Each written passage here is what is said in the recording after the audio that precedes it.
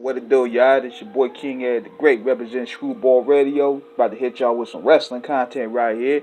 And one of the biggest news of the week is the WWE draw the lowest viewership ratings for Raw in the show history. Raw been around for about, what, 25 years, 26 years? And this is the lowest that is drawn. And it said there are slices of good news, but it's mostly very bad news when it comes to Raw ratings. Raw averaged 1.56 million viewers over the 3 hours, the lowest in modern history. In 18 to 49, the show averaged about a 0.48, which would be the second lowest in the entire history of the show.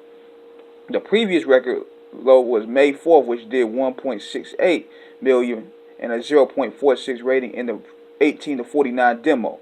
The positives are the audience skewed younger at the demo number are only 2% from last week, while viewer overall were down 7% from last week's show, which is the second lowest in audience of all time.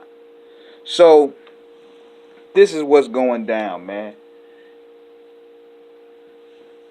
The level of interest for wrestling is not really there no more. A lot of the cool and hip people have went to UFC, MMA, and boxing for the most part, because you can't escape realism at the end of the day. And see what's happening with wrestling, they're refusing to sell realism.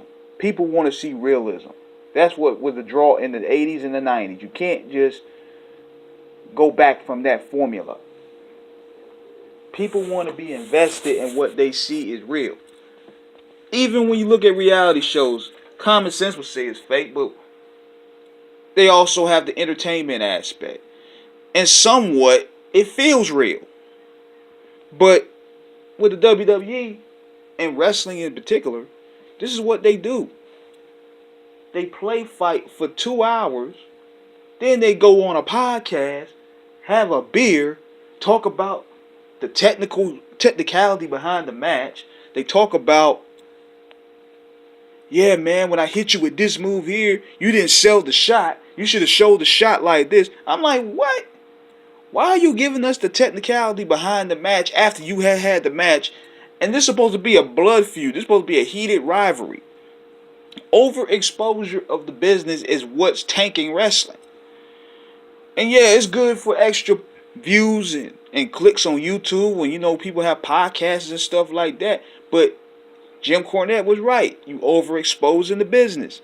So now, who's going to take anything seriously? People want to escape from reality and experience realism. And this is what wrestling fails to provide. When Conor McGregor and Khabib, when they were going at it, it was on sight. You didn't see these dudes hugging, kissing, leaving friendly M-joys on their Instagram. Soon as they seen each other, whatever they had a press conference, it was on sight. Wrestling forgot that aspect. Even though most likely Hulk Hogan and Andre the Giant were the best of friends, they were coming up together to put this big match together, we didn't know that about 30-something years later down the line. And plus, they kept the mystique up to where it felt like a heated rivalry. They don't do that today. Everything is full will, and plus the characters lack mystique. The characters lack mystique to where everybody got a Twitter handle. Everybody's showing what they do in their private time. If you seen Big Van Vader, for example, at the grocery store, you wouldn't think he's super anymore. You wouldn't think he's dominant anymore. You see him doing regular Joe stuff, you would think that mystique is gone. But every time when I seen Vader on TV, he was beating niggas up, power bombing niggas. But today, the heels don't do that. You see them kissing babies, shaking hands. They're actually being regular.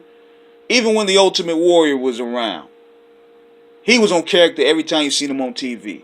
So the lack of mystique is what's killing wrestling. They need to fix that problem first. So that's my opinion about that. Let me know what you guys think. Subscribe, hit the like button, holla.